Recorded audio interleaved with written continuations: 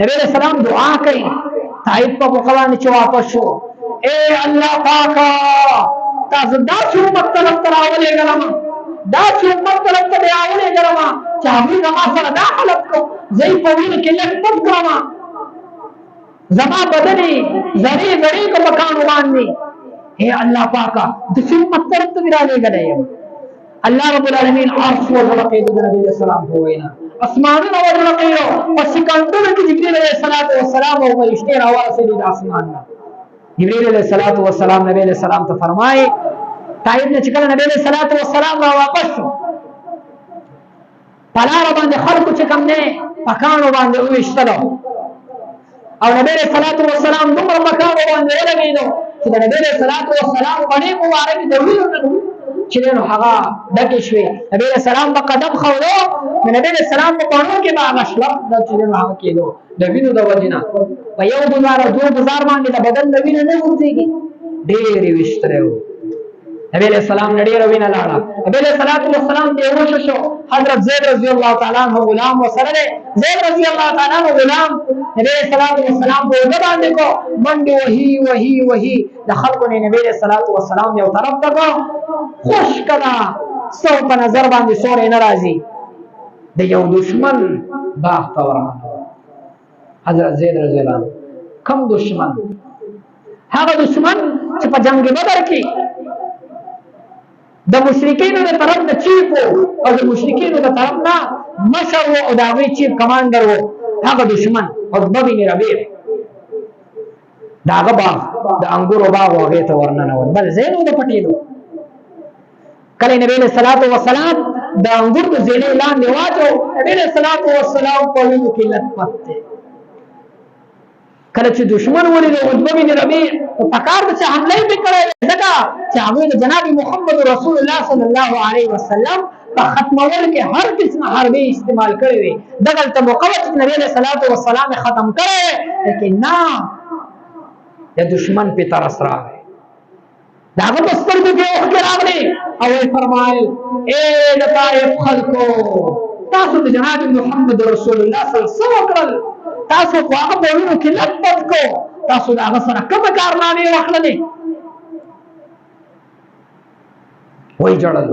خپشو دشمن په خپشو او بیا دا ځان په ونه شو د انګور نه وګ غنګو چې راوښو کو په پلیټ کې واچو وینځو دانی کو راپاسې د نبی صلی الله علیه وسلم طرف روانې دو په پته وته ولګي چې دا خو د ما دشمن دی ما سره ډېری مقابله کړې شرمنده شو واپس شو خپل غلام عداس هغه راوغختو هغه ته وی دا انګور دک سره چې پروت دی هغه له یوسا د دې زیلې لاندې د انګور لاندې چې دا کم سره پروت دی په وینو کې لنبد دا هغه ته ویسا او هغه ته وایا چې دا غوډوي چې زما په قبيله باندې رستا قسم وي فرشتہ داري باندې چې دا رد نه چې دا وخه دشمن په تر اسراغه په امت نبی کریم صلی الله علیه وسلم دا وخه کله چې عداس راوړو نبی صلی الله علیه وسلم ته انګور مخ کې کو نبی صلی الله علیه وسلم یو دانه आवाज استا او بسم الله الرحمن الرحیم عداس په आवाज کو دا کوم الفاظ چې تاوي دا الفاظ څنګه تبر سو نو دا تاسو وي نبی صلی الله علیه وسلم ورته فرمایل چې ته د کومې علاقې دا ورته وی زدا نینا علاقې ما ورته وی ها زمان رو حضرت ادریس علیہ السلام دا علاقه ادریس سوته ادریس خو ځنه پیتا ویلا زمان رو د الله رب العالمین پیغمبر هغه تیر شوی دی زوم د الله رب العالمین پیغمبر یم اخیری پیغمبر یم هغه په هغه ځبان دی د نبی کریم صلی الله علیه وسلم خپل مبارک خپل کړي او په نبی صلی الله علیه وسلم باندې ایمان مسلمان دغه مقدم نبی علیہ السلام دعا کئی طائف په مقوانی چې واپس شو اے الله پاکا تاسو دا چې امت طرف ته راولې غلم دا چې امت طرف ته راولې غلم چې هغه زما سره دا حالت کو زې په وینه کې لږ پټ کړم زما بدني زری کو مکان باندې اے الله پاکا د چې امت طرف ته راولې غلم الله رب العالمین عرش وزرقید نبی علیہ السلام کو وینا اسمانونه وزرقیدو پس سکندونه کی جبریل علیہ السلام او فرشتے راوال سے دید آسمان نا جبریل علیہ السلام نبی علیہ السلام تو فرمائے اے اللہ محبوبہ دوارو غونو فرشتے راغلی دی